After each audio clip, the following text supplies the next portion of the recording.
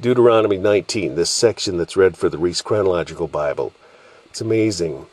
You know, Jesus said, "Ye have heard it said, an eye for an eye, a tooth for a tooth, hand for a hand, foot for foot."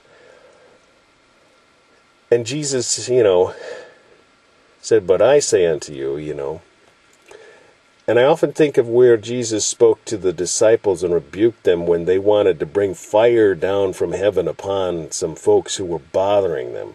And Jesus said, "Ye know not what spirit ye are of." See, because back in the day, in the Old Testament, things were done physically.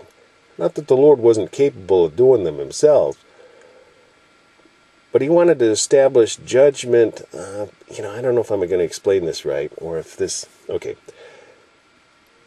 He wanted to execute judgment through the children of Israel on wickedness, on wicked nations, other things, and because Jesus, the righteous lawgiver, the one for whom the law is all about, Jesus is the fulfillment of the law. Jesus fulfilled the law, but the law was in the process of, they were doing the things, representing the things that Jesus would do and represent in himself. There's this great prophecy here that we just read in Deuteronomy 18, which comes before. Okay, now I think I might have said Deuteronomy 16 at the beginning of this, maybe, I'm not sure. But, okay. If I did, I'm sorry, I'm talking about Deuteronomy 19 for the most part. But anyway, here's these prophecies of Christ. "The Lord thy God will raise up unto thee a prophet from the midst of thee, of thy brethren, like unto me. Unto him shall ye hearken." That's Jesus Christ. Jesus fulfilled all this through his life, death, and resurrection. "I will raise them up a prophet from among their brethren like unto thee, and will put my words in his mouth, and he shall speak unto them all that I shall command him. And it shall come to pass that whosoever will not hearken unto my words, which he shall speak in my name, I will require it of him." Jewish friend, the Messiah has come. You need to confess Christ as Lord and believe that God has raised him from the dead, and you will be saved by his work.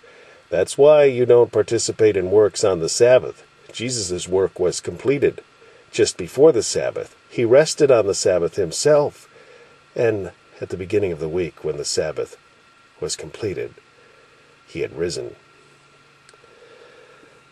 But in this instances of foot for foot, eye for eye, tooth for tooth, see, they used to have to take a revenge as God had them to, and as it's ordained here in the Old Covenant. And you notice, Jewish friend, you don't take the life of folks who actually do work on the Sabbath now. You don't hold to that, right? You don't hold to some of these other things that God ordained, that, life would be taken.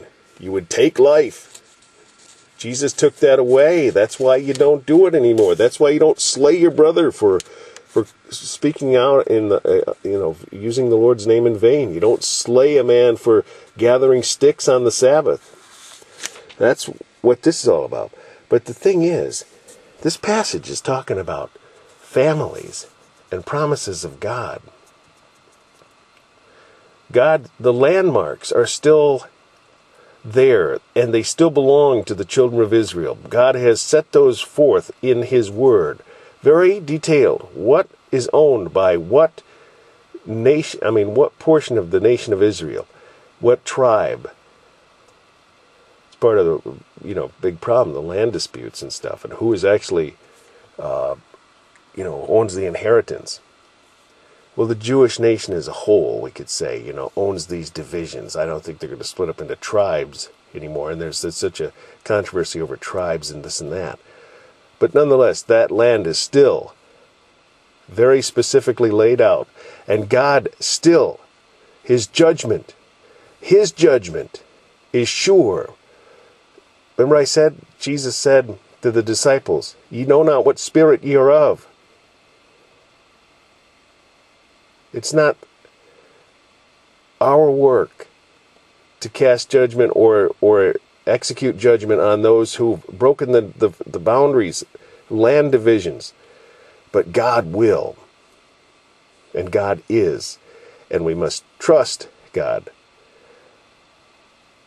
It comes to mind the verse that says, He is of those that diligently seek Him. A rewarder. He is a rewarder of those that diligently seek Him. He will reward them by giving them their inheritance. Seek the Lord, and He will make you to prosper. But I'm also wanting to say this in regard to families. There's also family things mentioned here that are very important.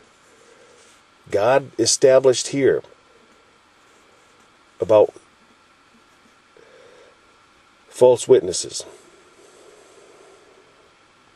Folks in this world, even in the Christian realm, have to deal with liars within Christian families. You must trust that God will execute judgment on those to whom He deems righteous, righteously deems to have judgment executed upon. Don't retaliate.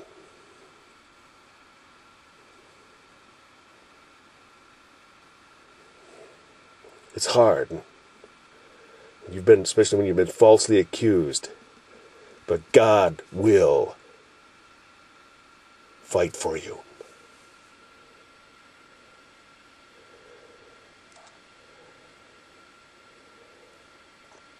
God is a spirit, and those that worship Him must worship Him in spirit and in truth, knowing that He is a rewarder of those that diligently seek Him.